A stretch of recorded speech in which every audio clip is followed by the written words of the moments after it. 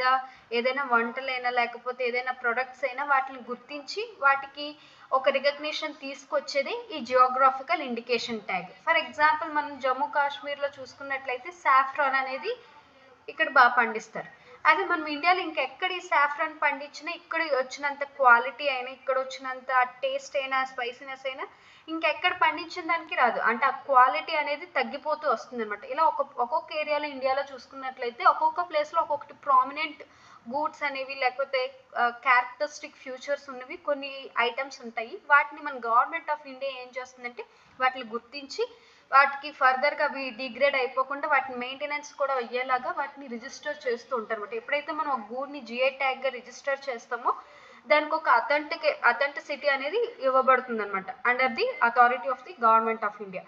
అలా ఈ మంత్లో ఎస్పెషల్లీ డిసెంబర్ మంత్లో మనకి గవర్నమెంట్ కొన్నిటిని జిఐ ట్యాగ్స్ ఇచ్చారు. అవి ఏంటనేది ఈ వీడియోలో మనం డిస్కస్ చేద్దాం. అయితే ఈ జియోగ్రాఫికల్ ఇండికేషన్ ట్యాగ్ ఎవరిస్తారు అంటే under the ministry of commerce and industry. మనకి చాలా మినిస్ట్రీస్ ఉంటాయి కదా, అందులో వన్ ఆఫ్ ది మినిస్ట్రీస్ ఏంటి అంటే ministry of commerce and industry. ఈ మినిస్ట్రీ ఏంటంటే ఎస్పెషల్లీ ఈ గూడ్స్ రిలేటెడ్ ఎక్స్పోర్ట్స్ ఇంపోర్ట్స్ వాటిని చూసే మినిస్ట్రీ. అండ్ అందులో మనకి department of promotion of industry and internal trade అనే ఒక డిపార్ట్మెంట్ ఉంది. ఈ డిపార్ట్మెంట్ వాళ్ళు ఈ జియోగ్రాఫికల్ ఇండికేషన్ ట్యాగ్ ఇస్తారు.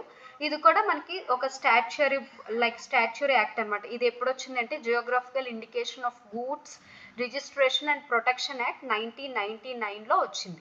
ఓకేనా. అండ్ దీనికి సంబంధించిన రూల్స్ 2002లో గవర్నమెంట్ ఆఫ్ ఇండియా రిలీజ్ చేశారు త్రూ ద పార్లమెంట్లో ఒక యాక్ట్ పాస్ చేసి దీన్ని రికగ్నైజ్ చేసి అప్పటి నుంచి ఇంపార్టెంట్ జియోగ్రాఫికల్ ఇండికేషన్ ఉన్న ప్లేసెస్ అన్నిటిని ఇందులో రిజిస్టర్ చేస్తూ వస్తున్నారు. ఇలా జియోగ్రాఫికల్ ఇండికేషన్ ఇవ్వటం వల్ల ఏంటి అంటే first of all it register చేస్తుంది అండ్ ఆథరైజ్డ్ ది యూజర్స్. అంటే చాలా మంది మనకి ఫేక్ అనేవి ఒక ఏరియాలో ఉన్న వాటిని ఫేక్గా ప్రమోట్ చేస్తుంటారు. అలా ఆ ఫేక్నెస్ని తగ్గించడానికి ఇది యూజ్ అవుతుంది. అండ్ జిఐ రిజిస్టర్ని కూడా దీని ద్వారా మెయింటైన్ చేస్తారు. అంటే ఇంపార్టెన్స్ అంటే ఎప్పుడెప్పటి నుంచో జనరేషన్ నుంచి వస్తున్న వాటిని వీళ్ళు రిజిస్టర్ చేస్తారు. అండ్ చెప్పినట్లుగా ఏదైనా మిస్యూజ్ అయినట్లయితే వాటికి ప్రొటెక్షన్ కలిగిస్తారనమాట.